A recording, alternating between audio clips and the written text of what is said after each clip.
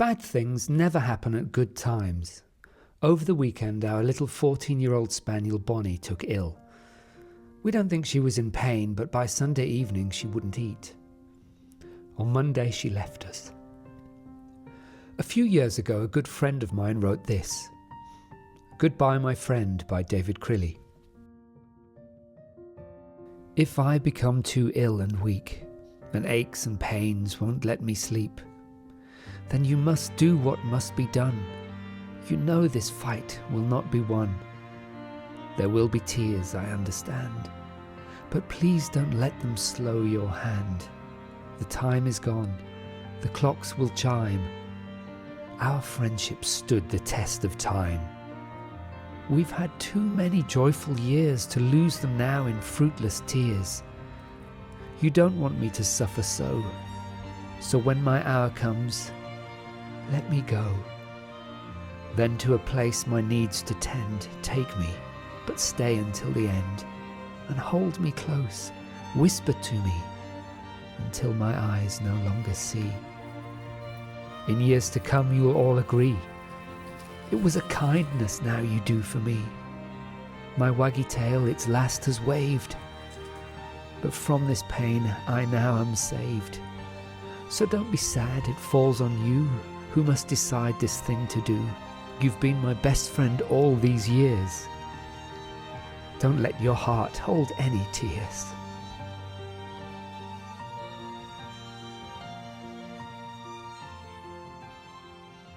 Time passes and deadlines approach. We still had a lot of work to do in an ever-decreasing amount of time. I wanted to remove the old varnish from the basin countertop and shelf, and so quickly got to work with my carbide scraper. No, it was quicker than that. Yes, that's how I remember it. Next up was removing the two basins so I could attack the countertop more easily.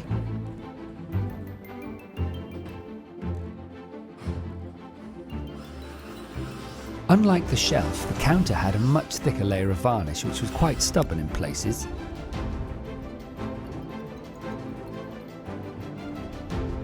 Seeing the bare wood appear from under the stain and varnish was a joy. Jane wasn't so pleased I'd scuffed a new paint, however.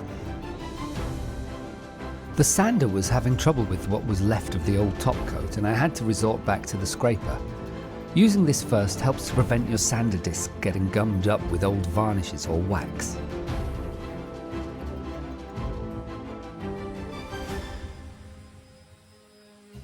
After sanding, the next step is to clean the surface to remove all the dust ready for its new protective coats. However, finishing would have to wait, as I had somewhere else to be.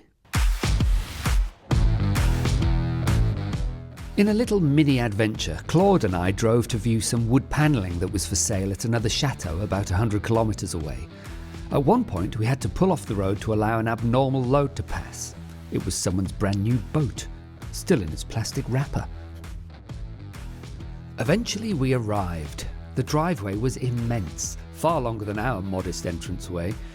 The chateau was recently purchased and in need of a huge amount of restoration, which was already nearly 2 months into the works. They had a large amount of panelling available as they don't plan to reuse what had been removed. There was far more than we could fit into our trailer, but we ended up taking as much as would fit. Then it was back home again to carry on with our own modest renovations. The next day we needed to get as much done as possible. There was still so much to do and our friends would be arriving tomorrow. First job before the sun rose was the skirting board. Once done, it was time to store the wood panelling.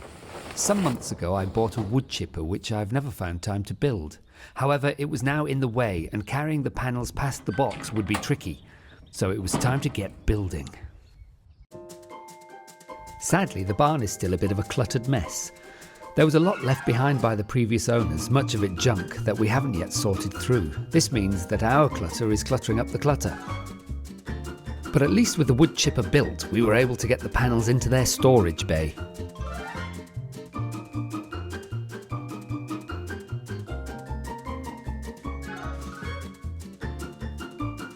We then had an escapee. The spaniels had decided it was time to join us. We don't yet have a plan for where in the chateau the panelling will be installed, but we hope to decide soon.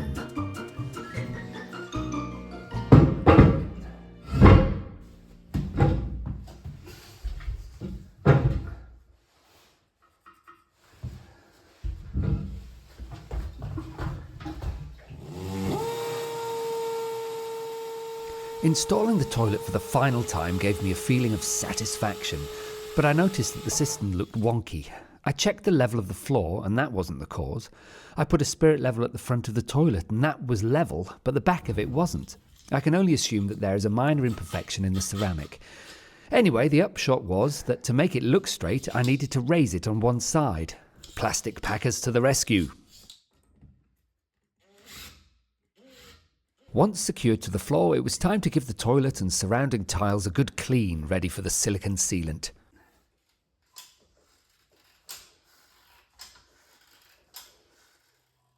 The downside of having to raise the toilet was the need to use a lot of silicone. Such an amount of silicone will take longer to cure, and the toilet may see action in fewer than 24 hours. Once cured, though, the toilet won't budge a millimetre. I just hope it's in time.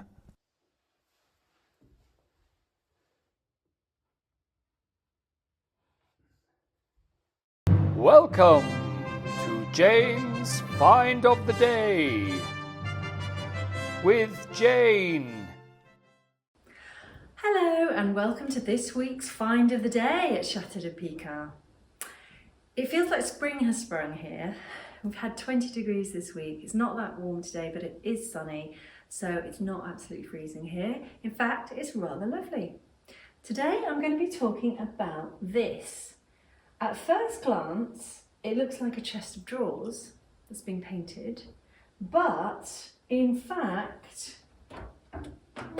it is a blanket box, or sometimes could be referred to as a marriage chest, something like that. But anyway, it definitely doesn't have drawers. So it's got these fake knobs, as it were, but it is lockable. So this is a real key that does lock it. Inside, apparently, this area was used to store candles. Now, of course, we know that this is the Chateau of candles, so that's good to know. And I found one which is exactly like this. So, Hungarian folk art.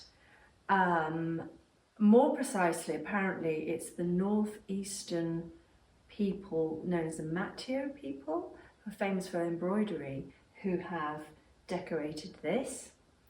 And the one that I found, which looks almost identical to this, has been dated to 1870, and it's in the US. And it turns out that between 1870 and 1920, 1 million or more Hungarians emigrated to the US. So I'm picturing the one that I've seen in the US having been used to carry people's possessions across the Atlantic as they emigrate to the promised new land of America. This one, I don't know where this one was bought, maybe in Hungary itself, but yeah, so used to store things, used as a dowry chest, something exchanged and passed down as a result of marriage. It is made of pine, but it's been painted with imitation grain. So these panels on the top and on the sides make it have the appearance of finer wood, hand-painted decoration on the front and the back. It's definitely a handmade piece.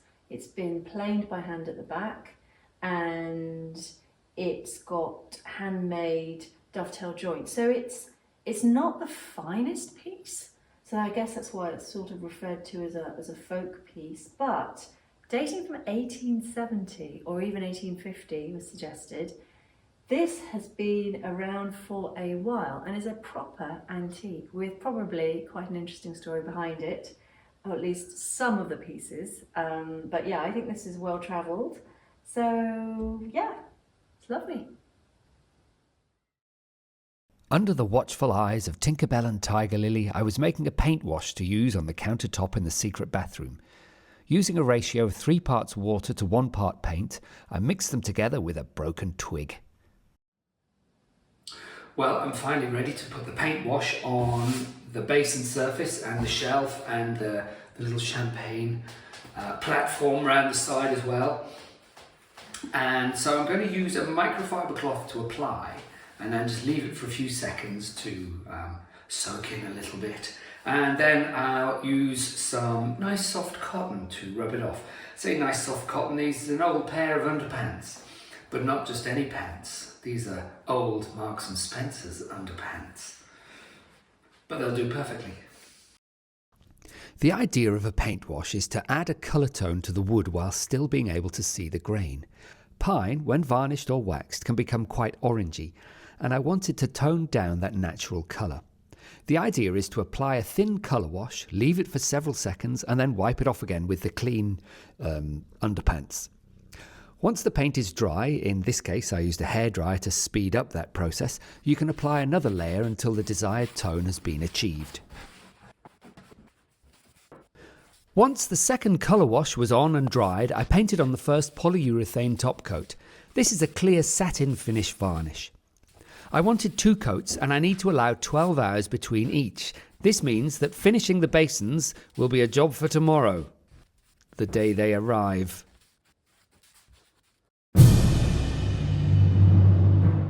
The moment that perhaps none of you have been waiting for. Well, I was able to find one which looks almost identical to this.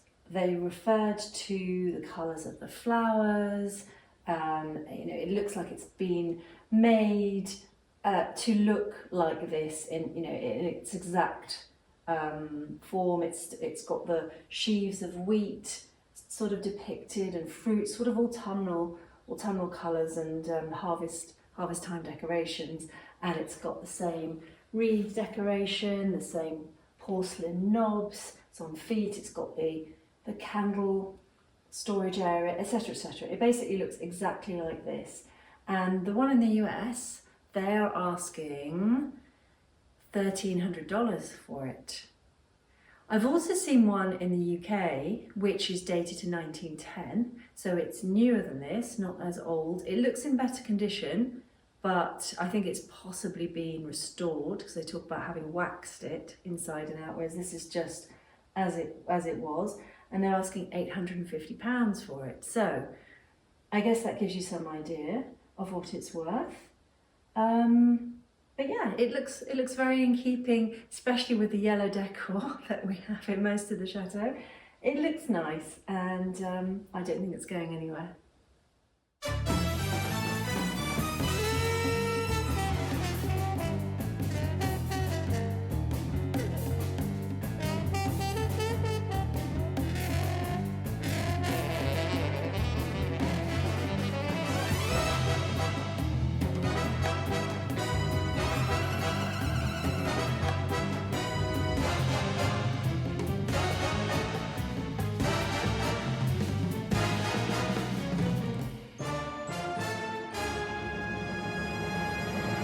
Rory even found time to install taller taps in the bridal suite bathroom, which our friends would be using. I thought I'd previously ordered tall enough taps, but you could barely get your hands underneath them.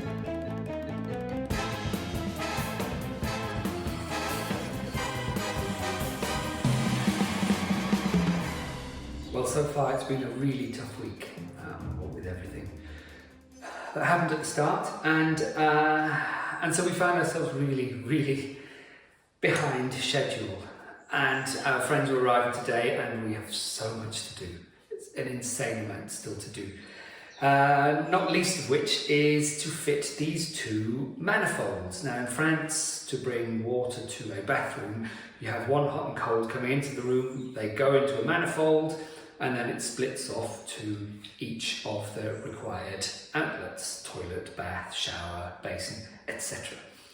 And so I've got to fit these because there is no water in there at the minute. It's cut off completely, so I can remove the basin. So once I have these in, I can fit the basins, and the toilet is in and just about finished. The bath will be in position, but it won't be usable.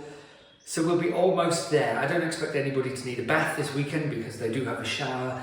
So I'll work through the workload And we'll get as much done as possible, and I'm fairly sure our friends won't mind if there's still a little bit of work to do.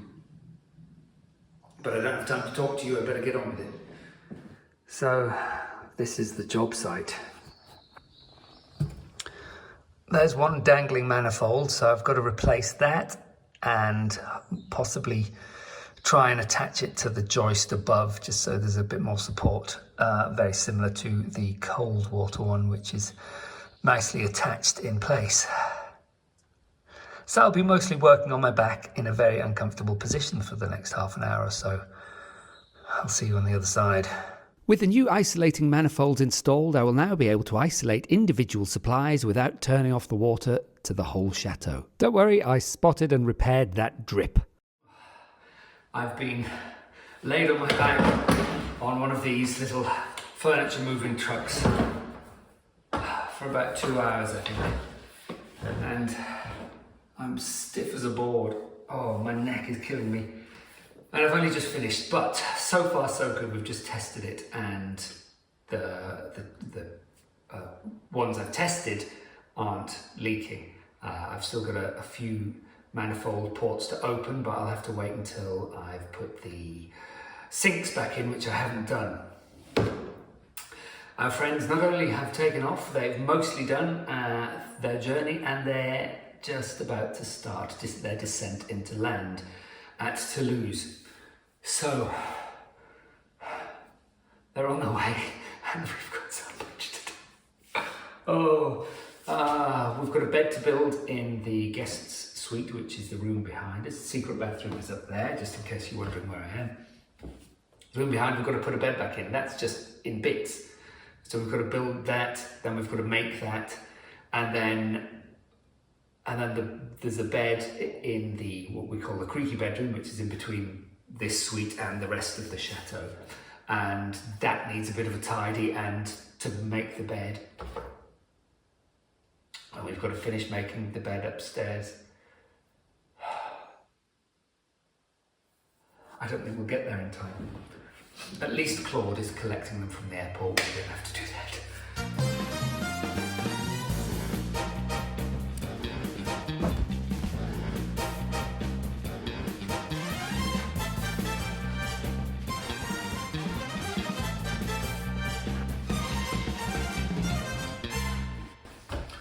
They're on their way. They've landed. I've got the luggage. They're in the car. They're on their way. I've still got to build a bed. I've still got to make the beds. But the sinks are in. I've just got to test them, and providing there's no leaks, everything will be well. Right. In a quick break from the madness, we wanted to show you a little before and after of the basins. What we had felt was a tired and dark space is now much fresher and brighter, with Rory's colour-washed surfaces that are deliciously tactile. But now, back to the mayhem.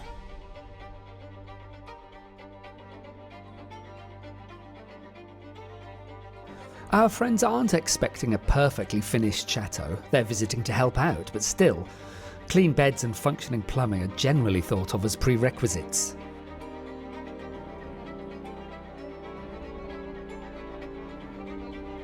By my rough guessing, they must be within 20 kilometres. Jane had been tidying the second floor bedroom I'd cleared this morning and making the bed in the creaky bedroom. I just needed to reassemble this beast and make up the bed.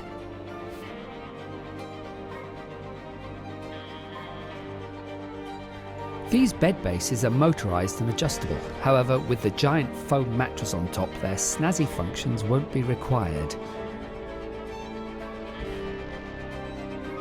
I'm not bad at this bed making malarkey. I just need a French maid's outfit. I don't know where they are. They must be here any second, surely. They can't be far away. I can't find a duvet. And I didn't find a duvet in time. They were here. Bonsoir! Next time there will be lots of mist, lots of sunshine, and perhaps a hangover or two. Please like and subscribe to stay up to date with our little chateau world.